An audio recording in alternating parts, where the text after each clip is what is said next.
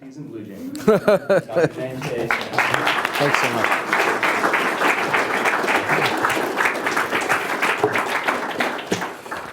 Thanks so much, Todd. I really appreciate that. I'm hoping the fourth analogy is not execution. Is that what happens if you talk about eroticism at a Baptist university? Here's your hemlock. It's really an honor and a pleasure to be here. Thank you, Todd, for all your work in organizing this and partners and pulling this together. It's a pleasure to visit California Baptist University and to see some familiar faces and to meet some new friends. I should warn you, I'm currently reading Benoit Peter's biography of Jacques Derrida. And Derrida was quite famous for lecturing in 4-hour stints, at which point he would break for lunch and come back and finish for 4 hours. So like if I go for an hour, that's going to feel really short to you, right? So that's setting up a high expectation, and then it'll feel great after. Because I'm slightly worried I bit off a little more than we can chew. But let's dive in. Everybody should have, does folks have outlines to help? The main reason I wanted to provide this is there's a couple of sort of dense quotations, but really rich quotations that I want to share from a French philosopher named Maurice Merleau-Ponty. And I didn't want you to just have to listen to those, which is excruciating. So I've given them to you here on the outline, and I'll flag that when we get to it. But this will also help you follow along. So let's begin by thinking about imagining the kingdom. Is my sound okay? No. It's going in and out a little bit, isn't it? Am I doing anything wrong? Let's try it. We'll see. Here's an opening question. That's not working, is it? It's probably my fault. That's what my wife always says. I think, let's see. Test 2, 3. Can you all hear me now? Can you hear me now? Can you hear me now? No, that's where it goes out. I think the cord is binding. Oh. Let's just try this.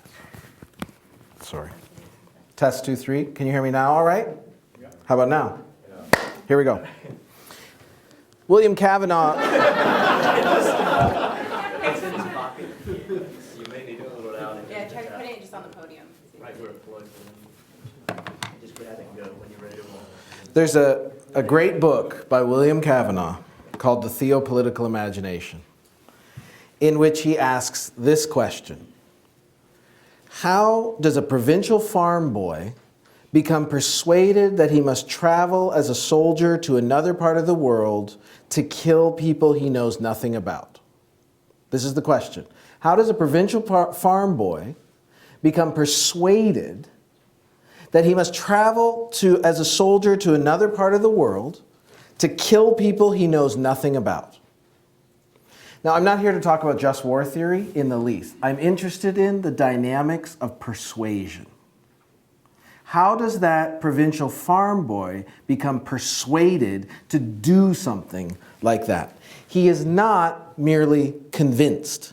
He doesn't enlist for an idea, though he certainly signs up for an ideal. But the ideal to which he's devoted, whether it's the nation or freedom or a god or whatever it might be, is not even primarily something that he knows, it's something that he loves. It's not a matter of having acquired some new bit of knowledge that tips the scale and now all of a sudden makes it seem rational to become a soldier. No, the provincial farm boy is primed to be a soldier in distant lands, fighting unknown enemies for interests that are not his, because he has been conscripted into a mythology. He identifies himself within a story that is seeped into his bones at levels not even he is aware of.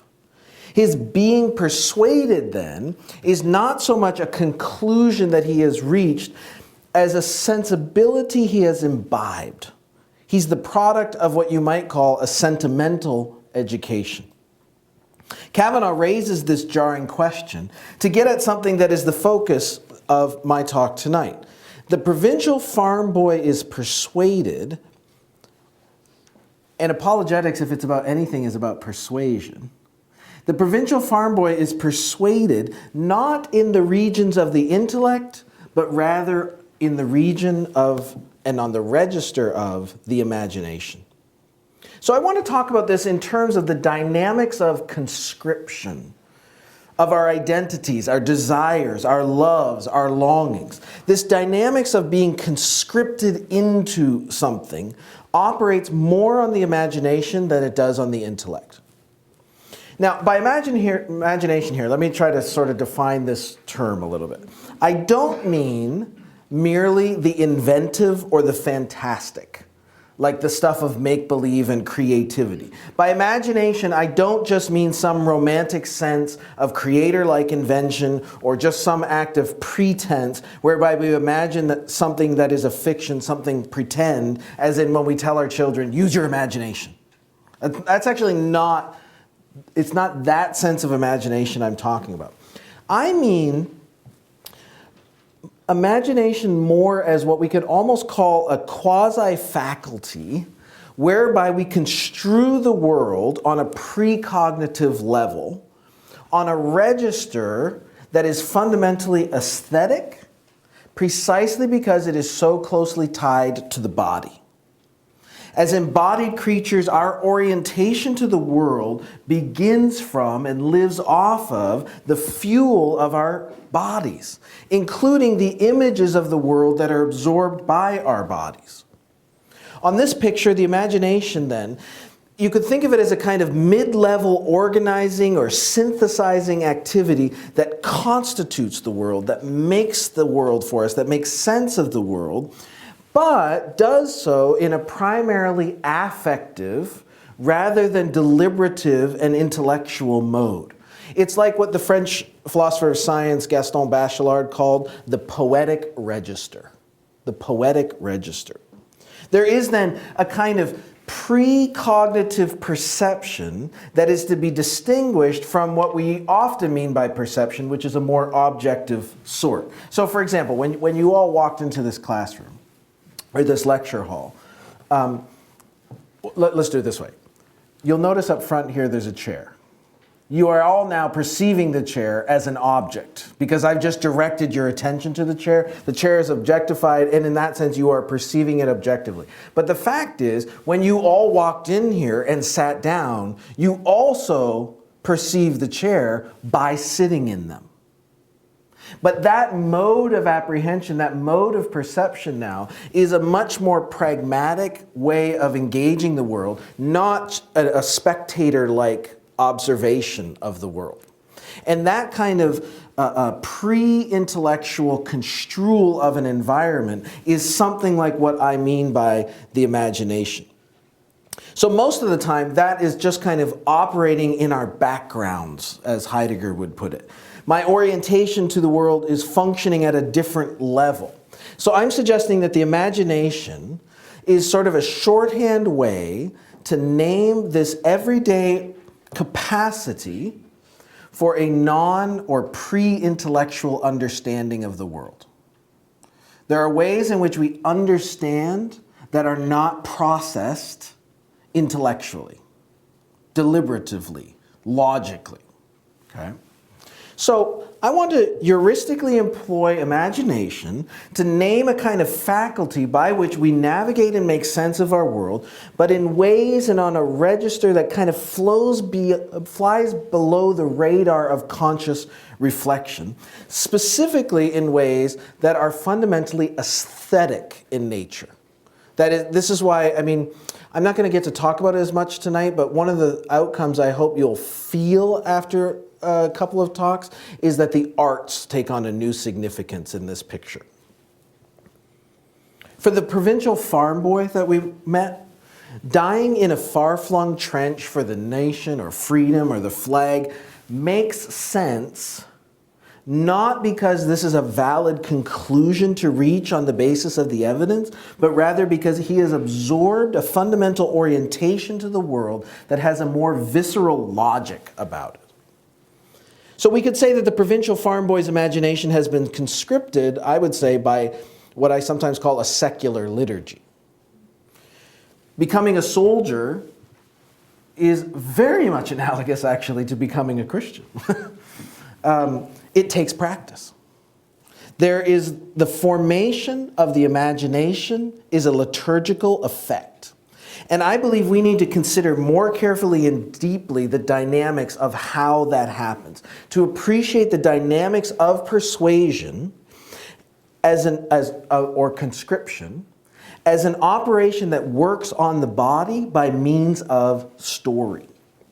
So accounting for the dynamics of that sort of formation, even you could say liturgical formation, requires recognizing and understanding this intertwinement between body and story, of kinesthetics and poetics. I suggest that the same is true of apologetics.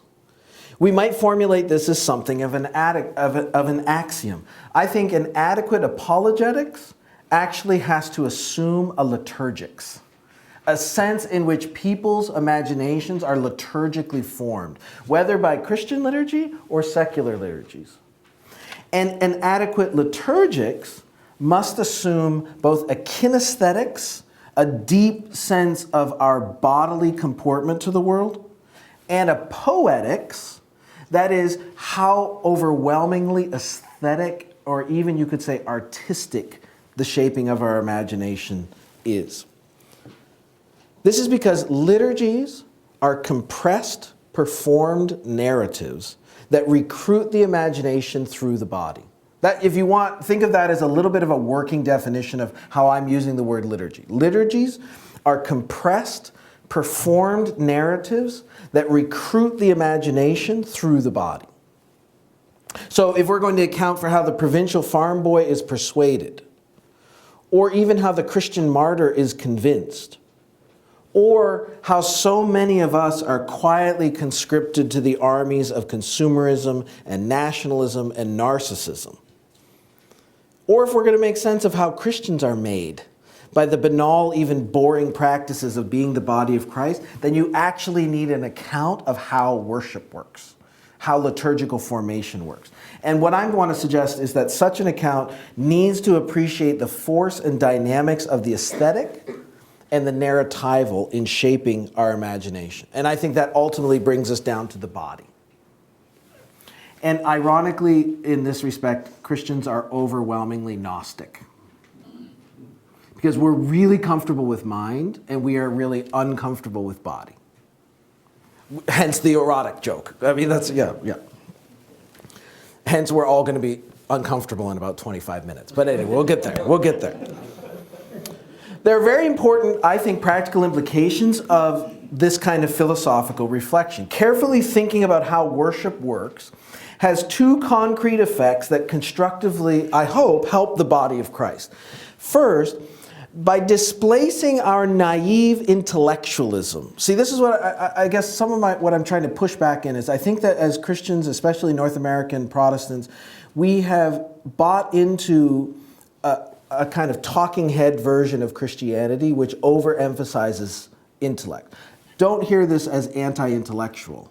I'm just saying we have actually have a model that overemphasizes thinking. I know that we could talk about this in the question and answer. I know that sounds ridiculous because it seems like the big problem in North American evangelicalism would be anti-intellectualism. In some ways that is true, but actually even all kinds of anti-intellectual Christians still think the way to become a Christian is by getting the right ideas in your head. Okay, and that's part of what I'm pushing back on. The flip side, don't think now I'm making an apology for the flip side, which is, we just need mushy, emotional, Oprah-fied Christianity. If you think those are the binary choices, that's exactly the model I'm trying to contest. So I think carefully thinking about this kind of liturgical formation, how worship works, displaces this thinking thingism, this talking head Christianity, and should make us more attuned to the dynamics of our deformation. As Christians, I think the way we make sense of our assimilation to the world is not that our minds are convinced by the wrong ideas, but that our imaginations are conscripted by disordered visions of the good life. And that conscription, that deformation of our loves happens through stories that captivate our imagination. not primarily because we were convinced by some argument that brought us to a wrong conclusion. Second, appreciating the bodily basis of worship and its entwinement with the aesthetic or the narratival aspect should foster, I think, a new intentionality about the shape of Christian worship. I won't spend as much time on that this weekend because I don't think it's as much of a focus, but we will talk a little bit about what would good liturgical formation look like then. And together, I want to suggest over the course of these 2 days that both of these themes should reorient how we think about and practice apologetics. And that's I'm grateful for the opportunity for this conversation to think that through. So let's dive in a bit about thinking about perception, specifically perceiving stories or perceiving by stories. Much of our action is not the fruit of conscious deliberation. Instead, much of what we do actually grows out of our passional orientation to the world and is affected by all the ways that we've been primed to perceive the world. I do think one of the great problems for contemporary Christianity is, along with this thinking thingism and sort of talking head Christianity, we've also bought into a parallel account of action where we think that all of our action is the outcome of choices and that those choices are the conclusions to syllogistic arguments that we sort of run through in our head. That's just unsustainable. That's not a picture of how we navigate our way in the world. Not that there's anything wrong with that. I'm just saying, like, it's not that sometimes that isn't true, it's just not for the most part true. And if we don't take that seriously, we will never have an adequate account of discipleship. Okay? What we do is driven by who we are, by the kind of person we've become. This is why I appreciate the theme, emphasis on character and virtue this time. I think that's exactly right. And that shaping of our character is to a great extent the effect of stories that have captivated us, that have sunk into our bones. Because those stories picture what we think life is about, what we think constitutes the good life. We live into the stories we've absorbed. We become characters in dramas that capture our imagination. So much of our action is acting out a kind of script that has unconsciously captured our imaginations. And those stories capture our imagination precisely because narrative trains our emotions, and these emotions actually condition our perception of the world. Here we need to appreciate the recent insights of cognitive science and neuroscience, which then help us to see the importance of the imagination in story, which I can't do tonight. But as a if you want an easy, accessible, journalistic entree into that conversation, I highly recommend David Brooks' book, The Social Animal, as a start. And we'll encounter that in a moment. As I've already noted, I'm trying to push back on this intellectualist account of action, which assumes that what I do is the outcome of what I think. On this intellectualist account, I see a situation, I consider my options, I think through my obligations and the range of possible consequences, and then make a conscious choice to act as the outcome of that mental deliberation. This is the way most philosophers think about action. Action on this picture is the conclusion of a deliberative, mental, rational process. And we assume that the act of believing works the same way. And so we construct intellectualist apologetics to convince people to become Christians as the logical outcome of a rational series of deliberations. The problem is, we now know that very little of our action and behavior is actually generated in this way.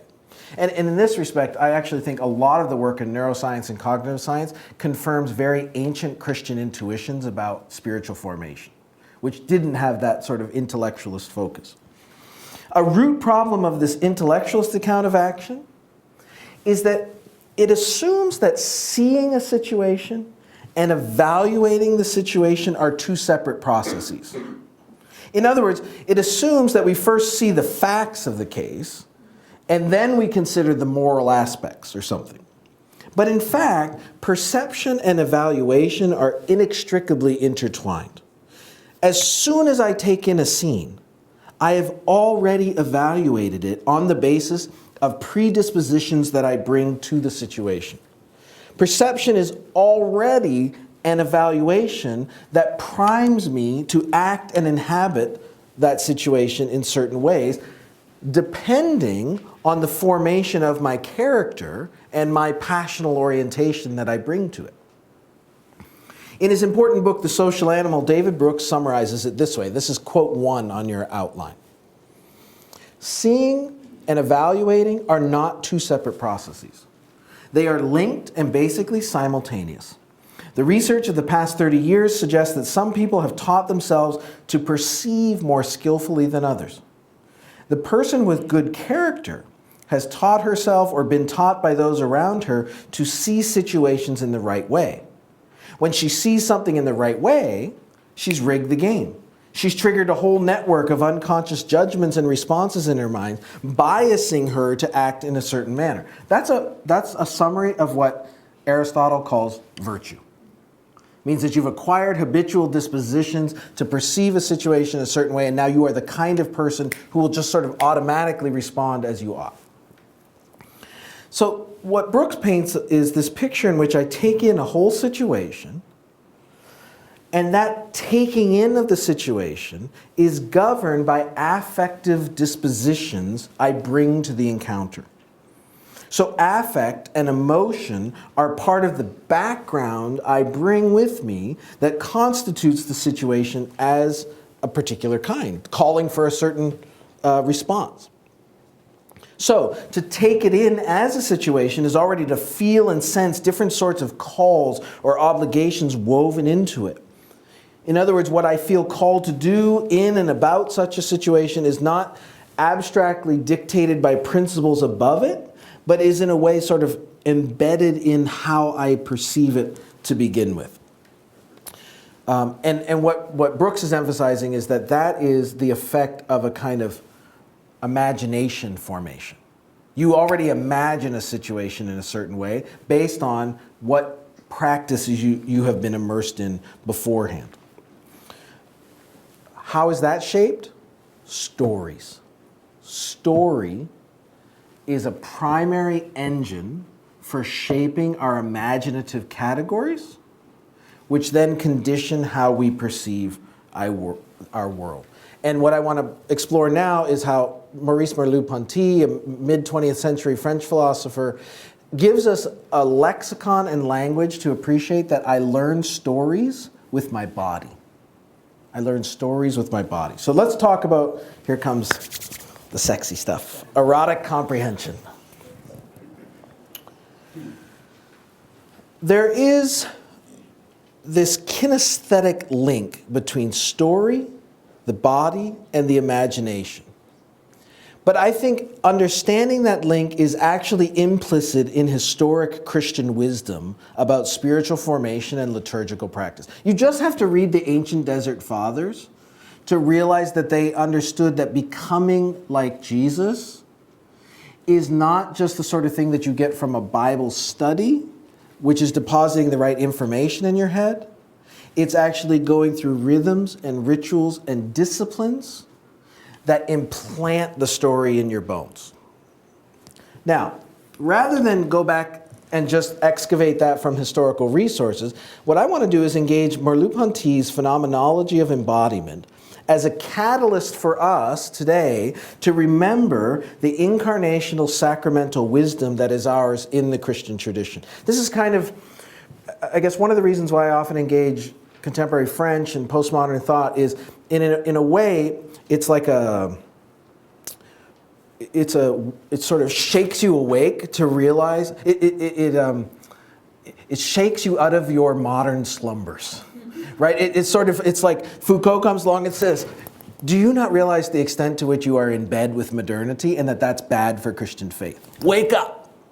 Now, they don't give you the answer, but they wake you up so that then you can go back and find and hear a new ancient Christian wisdom and biblical wisdom that you couldn't hear when you were sort of encased in that modern paradigm. That's one of the reasons why I go to people like Bourdieu and Merleau-Ponty. What I've described above as the imagination is at the same juncture of embodiment and habit. Merleau-Ponty names this with a very technical name called practonosia. This is how you can go home and impress your parents with this term. All that means is it's a fancy way of saying know-how. Know-how. Look at quote 2 on your outline, if you would. Our bodily experience, this is from Merleau-Ponty, our bodily experience of movement is not a particular case of knowledge. It provides us with a way of access to the world and the object, with a practonosia, from two Greek words for practice and knowledge, know-how, which has to be recognized as original and perhaps as primary. My body has its world or understands its world without having to make use of my symbolic or objectifying function. So practonosia names this original and primary access to the world by which I understand the world without recourse to discursive propositional processing. My movement and navigation of an environment is not an application of what I know, nor is it a practical deduction from what I know. It is its own kind of peculiar knowledge or understanding that is, Merleau-Ponty emphasizes, original, that is, it's unique, it's irreducible, and it is primary. It undergirds and actually makes possible the propositional knowing. On the irreducibility claim, there's a great quip from Mark Twain where he says, "He who carries a cat by the tail learns something he could not learn any other way." Do you know what I mean? Like I can try to describe to you what it feels like or what it is to carry a cat by the tail. That will never be the equivalent of you trying to carry a cat by the tail. That's the irreducibility claim. The primacy claim is that actually all of our bodily practonosia, our know-how, is the platform and basis for us to be able to articulate propositions, logical frames, and so on. It's not an either or, it's not a competition between these two things, it's just that there's actually a primacy and irreducibility to know-how. I think only an appreciation of this embodied know-how, this visceral knowledge, can enable us to understand how habits are acquired. And such habits are really central to this kind of liturgical anthropology I'm sketching. Our inclinations to construe and constitute the world are themselves habits. They are dispositional inclinations to perceive the world in a certain way against the background of a specific horizon. And if we want to change people's perceptions of the world, in order to open them to faith in Christ, we will need to target their perceptual habits. If we truly absorb the implication of Merleau-Ponty's embodied anthropology, then we will need to challenge some of our false assumptions about habit acquisition. Indeed, as he himself notes, the acquisition of habit as a rearrangement and renewal of the corporeal schema presents great difficulties to traditional philosophies, which are always inclined to conceive synthesis as intellectual synthesis. That looks a lot better on paper than it is to hear. What Merleau-Ponty means is this. If you have this intellectualist picture of human persons, and you think all action is the outcome of cognitive deliberation, you actually won't have any place in your account for the power of habit. And if you don't have any place in your account for the power of habit, you won't recognize it, and you won't realize that your habits are being recruited to other stories, to other visions of the good life. If persons are conceived primarily and fundamentally as thinking things, then habit is always going to be construed as if it was some sort of intellectual accomplishment, as if it were the outcome of thinking. Habit will be thought to originate as an act of the intellect, but this regularly proves itself both wrong and inadequate. For example, I don't acquire the habits of a dancer by analysis and reflection. I could confirm this if you want, but I will avoid that. That's not to say that if I am a dancer, theory can't serve my practice.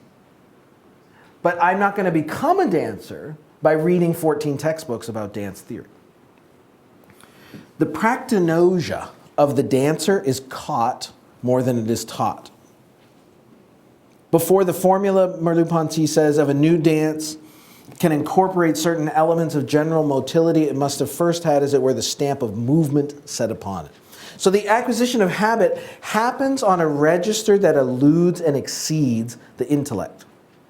But notice this, it is still an acquisition. We're not talking about biological hardwiring here. It's still a habit. It's still something that's learned. It's an embodied orientation that is acquired. It's second nature. Now, Merleau-Ponty provocatively puts it this way. Habit expresses our power of dilating our being in the world. There's some really cool, I'm going to do one. He has this really, one example he uses is of a woman who puts on a really big hat. And what happens is you will actually, the first time you do that, you have no habit of wearing the hat, and so you're bumping into stuff all the time. Some of the pregnant ladies have this problem too, they're like bumping into stuff, because you haven't habituated yourself to how much space you take up in the world. But now you've got this giant hat on, but eventually what happens over time is it almost becomes incorporated into your bodily practinosia. So now you know how to navigate the world, not because you're thinking, oh, I've got this hat on, I better not do this. It sort of seeps into your orientation.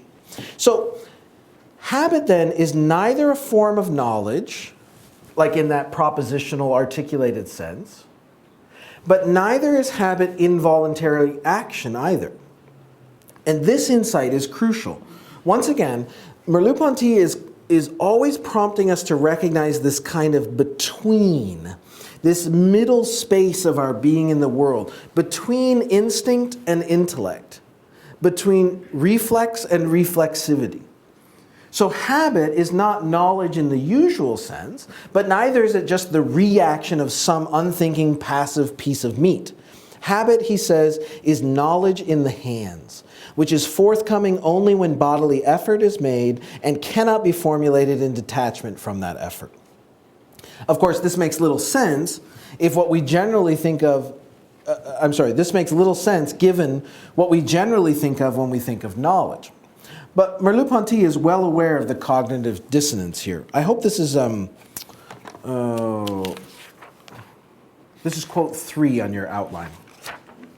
We said earlier that it is the body which understands in the acquisition of habit. In a way, everything I'm trying to say is sort of summarized in that sentence. I'm not saying that we understand it yet, but just sort of, that's what we're trying to absorb. The body understands in the acquisition of habit. This way of putting it will appear absurd if understanding is subsuming a sense datum under an idea. That is, it will sound absurd if the only way that you know how to think about understanding is in terms of propositional deductive content. Or if you can only think of the body as an object, this also won't make sense. What do you mean the body understands? The body is just this inert, passive, that doesn't make any sense. But the phenomenon of habit is just what prompts us to revise our notion of understand and our notion of the body. So the phenomenon of habit then requires this more nuanced anthropology, this more nuanced picture of the human person. If we are going to make sense of the centrality of habit in our orientation to the world, we'll have to revise our notion of understanding to include this bodily know-how, but we will also have to reject the Cartesian view of the body as well as mere extended non-rational substance. I understand in ways that I don't know. That's one way of getting it. I understand in ways that I don't know. So, Merleau-Ponty uses some case studies. Let me just, for the sake of time, try to walk through these. He often highlights what we take for granted in our everyday practinosia by studying case studies of people who don't have it. Do you mean this is fairly common in cognitive science and neuroscience? Is what you do is you actually look at patients, clinical cases of, for lack of a better term, abnormal cases, and you realize what they don't have, and what it helps is highlight what we all take for granted in our everyday mundane existence. So Merleau-Ponty is writing in the early 50s, late 40s, early 50s, and he fixates on this case of a now famous person named Schneider, who had a brain injury from the war, as I recall. And Schneider, and he has this incredible case history of this fellow named Schneider, who lacks practinosia. He lacks this mid-level imagination. He lacks this kind of embodied know-how. What are the consequences of that? I'll highlight just two. First, this is fascinating to me. Schneider cannot understand a story. He can't understand a story. Now, you're like, well, what could that mean? Merleau-Ponty says, and this is, if you're intrigued by this, this is in a lot more detail in Imagining the Kingdom. But what Merleau-Ponty says is, okay, he can understand facts and elements and sort of data and information that might be included in a story, but what he doesn't get are the tensions of crisis, suspense, drama, plot, climax. Do you know what I mean? He at one point Merleau-Ponty says he doesn't get the sort of lilt and rhythm of a story. But that's what story is. Right? This is the difference between reading a newspaper article and reading a novel. Right? They can both be listing facts, but what makes a story is carried in the language in ways that are understood on the register of practinosia, of imagination. And interestingly, Schneider can't understand a story. This reminds me a lot, actually, of a philosopher named Hubert Dreyfus, who has done a lot of work on artificial intelligence. And one of the things he keeps pressing back on in the whole sort of mythology of artificial intelligence is the fact that no one has yet created artificial intelligence that can understand a story that a 4-year-old can, that a 4-year-old human being can. Why? Because stories are not processed intellectually. They are not information processing. They are understood on the register of the imagination. Okay. Second example, to get at Schneider's kind of lack of practinosia is actually the example of sexuality. And I'll just, yeah, so I'll just do this gently. All it means is this. What Merleau-Ponty is interested in is a situation means something sexually in ways that are not processed intellectually. So for example, Schneider, one of my students put it this way. Schneider could do his homework in a strip club because he feels nothing in the environment. He doesn't get that there's an erotic charge going on in this environment. Or, put it another way, and it's not because he's like, there's nothing missing. You know what I mean? Like it's his inability to constitute the world on this mid-level. Do you know what I mean? Or, put it this way, Schneider would never understand if someone was flirting with him. Right? Because that's another way of being in the world that is processed. You get it, you understand it, but you could never probably articulate it. Right? But Schneider can't even do that. Now, I do have to get to this one juicy quote, though, quote 4 on your page, because this is where we introduce the notion of erotic perception. He says this, at this stage, one begins to suspect, he's saying at this stage because he's showing all these ways in which Schneider cannot make sense of his world. But it's not because Schneider isn't able to process information about his world. It's because Schneider lacks the imagination to make sense of the world on this more visceral register. At this stage, one begins to suspect a mode of perception distinct from objective perception, a kind of significance distinct from intellectual significance, which is not pure awareness of something, Erotic perception is not a cogitation, that is like a sort of mental activity of the mind, which aims at a cogitatum, an object that is known. Through one body, it aims at another place, and it takes place in the world, not in a consciousness. So, erotic perception in this case is a mode of intentionality, insofar as it's still a way of meaning the world, a way of intending the world as something. But such perception isn't just an animal reflex or response to stimuli. So Merleau-Ponty is trying to account for a mode or a register of meaning that is not intellectual or propositional or rationative, we could say. It's a mode of perception that is distinct from thinking.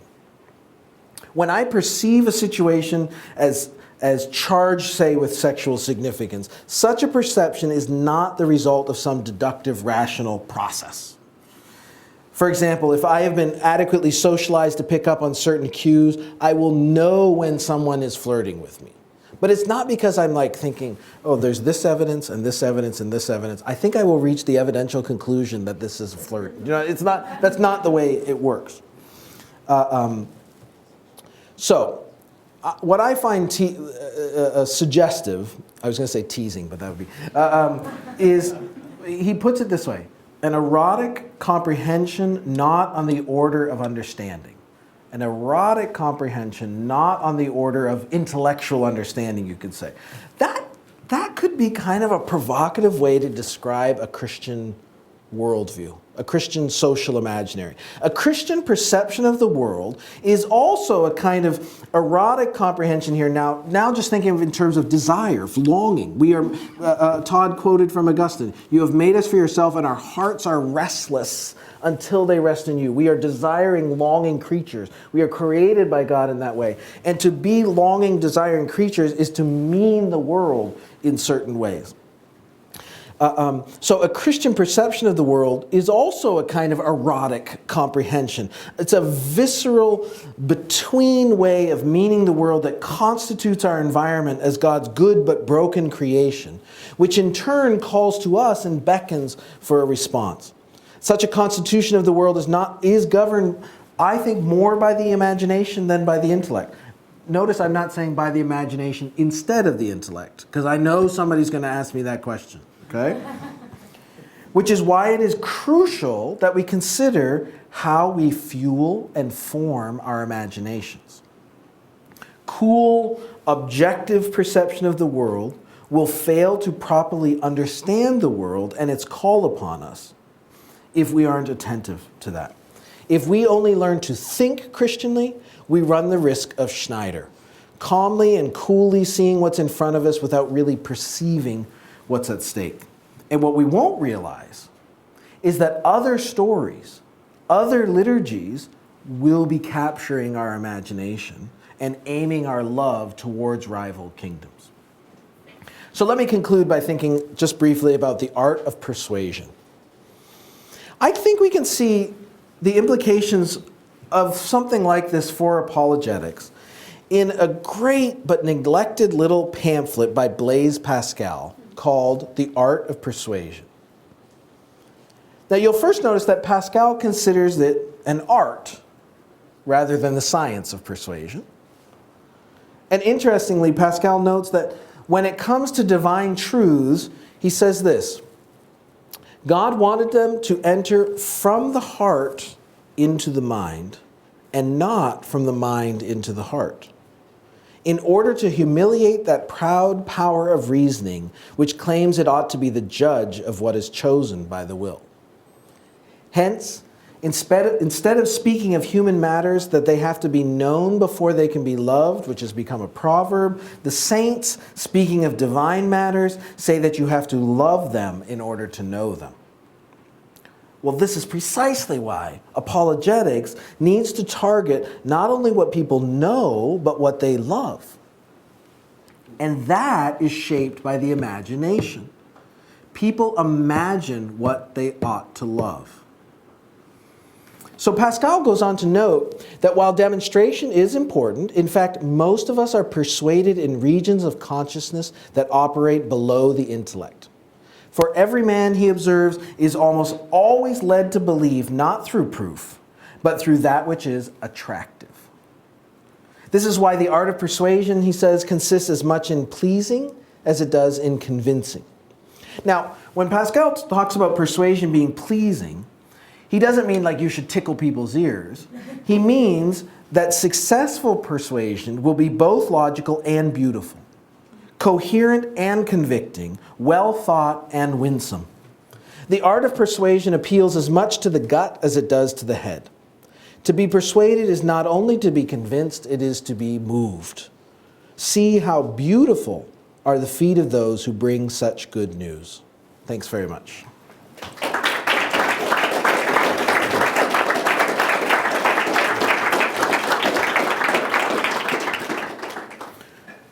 Dr. Smith has graciously left enough time for questions, so I will be the roving mic, and he is asked to moderate his own questions, and so I will let him do that. I would ask that if you do have a question, to speak into the mic, and then Dr. Smith, if you would, because we're recording this, would you speak that question into the mic? Right, okay. Just to make sure everybody knows. All right, so questions. We'll work our way straight back. Thank you. You're welcome. Thank you so much for, this one's doing too. Thank you so much for stimulating talk. As many apologetic discussions started out, I recently saw a debate. And in that debate, it was discussion of whether or not homosexual marriage was good for society. And in that debate, I'm not going to address the topic of that debate, but just to talk about maybe a case study in what you're talking about, the homosexual activists talked about stories. You have an example of a man who was in the hospital and he heard next to him some singing, and that the person who was singing, he mentioned to him, a friend of his mentioned to him that the person who was singing was at least somebody was happy here on this AIDS ward, and somebody would who would be that happy even in that circumstance must be really blessed. But come to find out that it was actually the lover of someone who recently died, who was singing the song that was their song, and he was kicked out of his home and not allowed to go to the funeral, and so the closest place he could be to that person was in that room, in that hospital room where he died, and he was singing his song, crying into their pillow. Now, that's a very strong sense of story. And then the other participant in the debate answered with a syllogism about the redefinition of terms. Right, right. So I guess my question to you is, based on that example and based on the things you said today, how would you reform an apologetic for something moral like that in a way that effectively uses narrative style apologetic instead of a syllogistic style? Yeah, yeah. Can you all still hear me? Mic'd now? Yes? No? There, okay. Now I am? Now I'm not? Can you hear me now? The question is, I don't know what I did differently. Can you hear me now? Let's see. Yes? No? Will this record, though? Yeah, the other one. Which one? Let's go ahead and take this one off. This Okay. one will record. Oh, there it's working. Yeah. Can you hear me now? Yes? Okay, sorry. So the question is, I don't know how to restate that. The question is something like, well, what would cultural apologetics about, say, gay marriage look like when proponents of gay marriage tell stories very effectively that are moving and winsome, whereas opponents of gay marriage tend to spend their time defining terms syllogistically and so on. Yeah, this is why we lose. Well, I want to say two. Two things. Someone also mentioned Francis Schaeffer earlier this afternoon. Schaeffer, at the end of, I think it's How Now Shall We Live, but no, says that really the one of the most powerful apologetics the church has is being the church. So the first thing that we did to lose is we weren't that community that showed that marriage is beautiful and enduring and between a man and a woman, because we happily conceded to no-fault divorce with everybody else, okay? So in a way, our community has told and shown a story that does not fit what we're fighting for now. Secondly, I think you're right. Look, nothing has probably been more powerful in changing minds over the last 2 years than Modern Family. Modern Family is just a picture and a story that changes plausibility structures about how people think about these matters. Which has changed exponentially over the last several years. And I do think we need to think about cultural strategies in terms of the power of story and what that looks like. You can win the debate and lose the war, right? I make it sound like I'm a culture warrior. I'm not, but I do care about cultural conditions. And I think Christians should care about this. But clearly what we need is a better way of telling a story that is attractive in that regard. Does that make sense? Yeah. Others? She's We're going she's going to work on it. Okay. All right. One way or the side. Thanks for the talk. I was wondering, it seems like, what is the difference between epistemology and ontology in this conception? Because it seems like you can still believe in a sort of, kind of modern, it's a caricature, but, like hermetically sealed objects out there, and do a phenomenology in the kind of Kantian sense, which, like, there's still the thing in itself. But as far as I know, everything, what you said, the imagination is primordial, all this, all of that. But is it just like an epistemological phenomenology that you're doing, or does it have ontological implications, like, say, Heidegger would want to go the more ontological route, right? Yeah.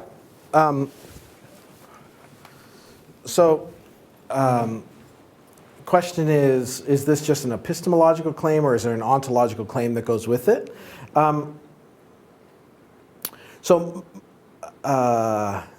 My problem is I don't, okay.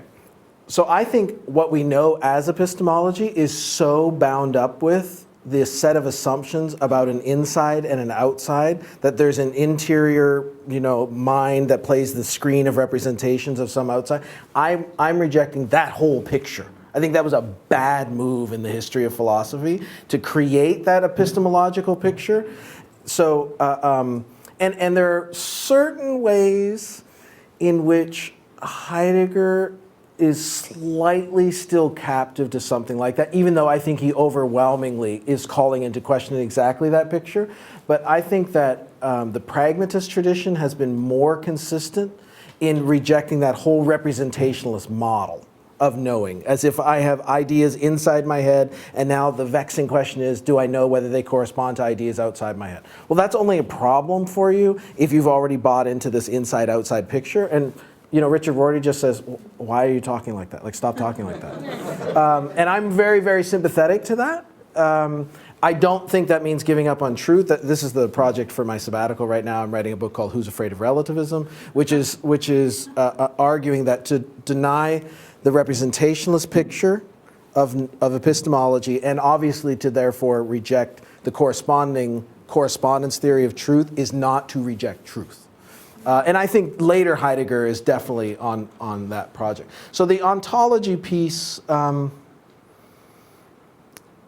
way I would start talking about that is in terms of, I think creation is what it is because it participates in the being of God, right? And is suspended in God's being in a sense. But that's probably far afield. Yeah.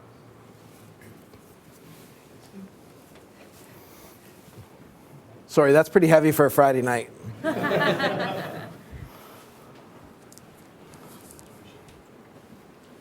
Smith, I really enjoyed your presentation. Great, thanks. Thank you so much. My name is Jerry Buckner. And you talked about wisdom and knowledge. And from a biblical perspective, how would you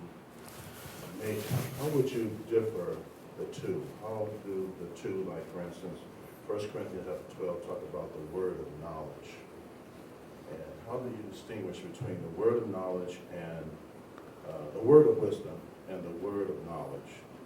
And how would you take the word of wisdom and knowledge and apply those two to someone who denies the faith? Yeah.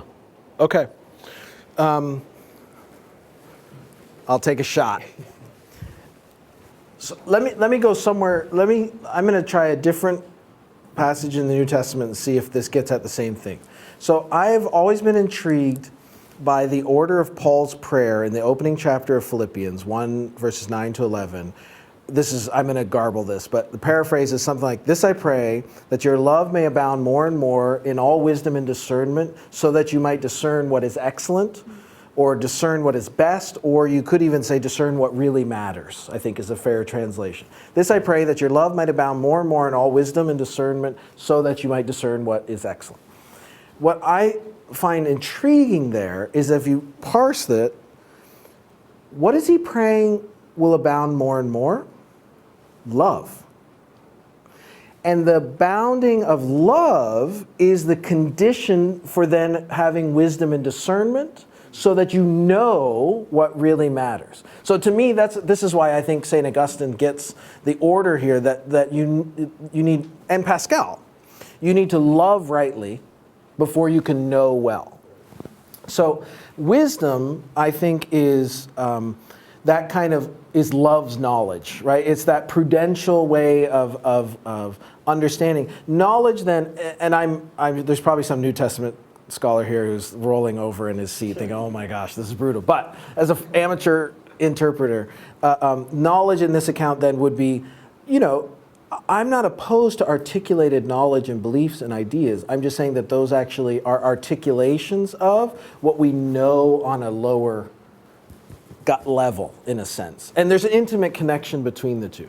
So this is exactly why it's not like what we know isn't important or significant.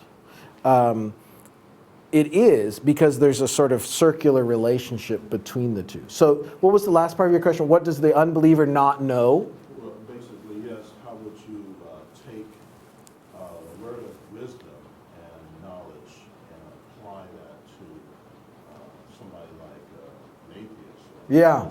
So, and I think what often happens is we treat that conversation as if the primary problem is that they know the wrong things, or they believe the wrong things, or they lack knowledge about certain things, which is probably true. But if we just operate at that level, we might not realize that actually what's even more fundamental is that they imagine the world so differently, and they love ends that are so radically diverging from God that even if you were giving them all the right information and knowledge and ideas, because they don't yet love rightly, they wouldn't even be able to know how to make sense of it. That to me is Romans chapter 1. Yeah. Right? Is that's precisely why the truth can't even be received, even if you might say objectively it's true. Yeah, something like that. Knowledge not guided by wisdom.